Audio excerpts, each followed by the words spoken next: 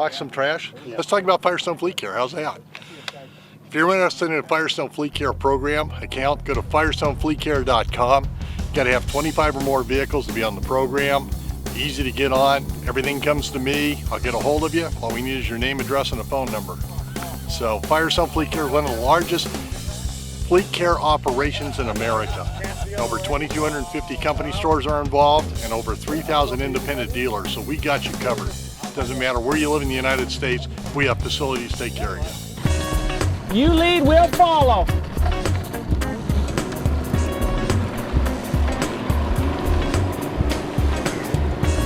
All right, we're blasting off for the afternoon bite.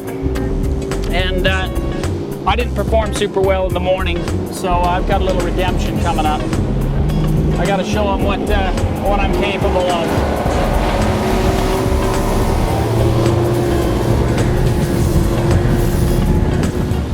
We have come to the pig pen, one of my favorites, and it is time for Uncle Gary to stick a pig.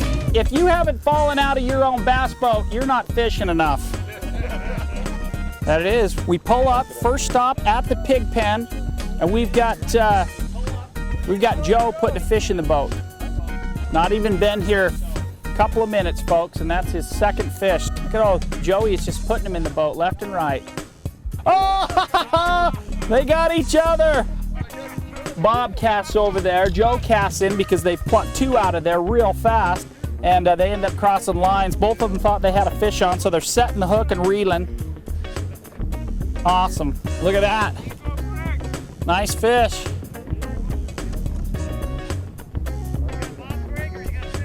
Oh, I felt tap tap, set the hook, and I just caught me a little bit of bob. So we're fishing the same hole. We got fish all around. I'm changing direction, man. I'm going over there. There we go.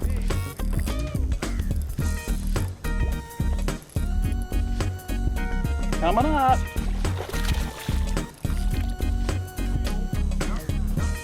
Beautiful, beautiful. Nice little drop shot fish. You'll see that I've tied this hook on.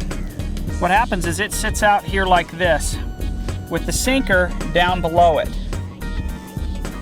And as I'm fishing it, that bait just sits out here nice and perpendicular off the water. And you don't have to work it that hard, you just hold it, move it a little bit.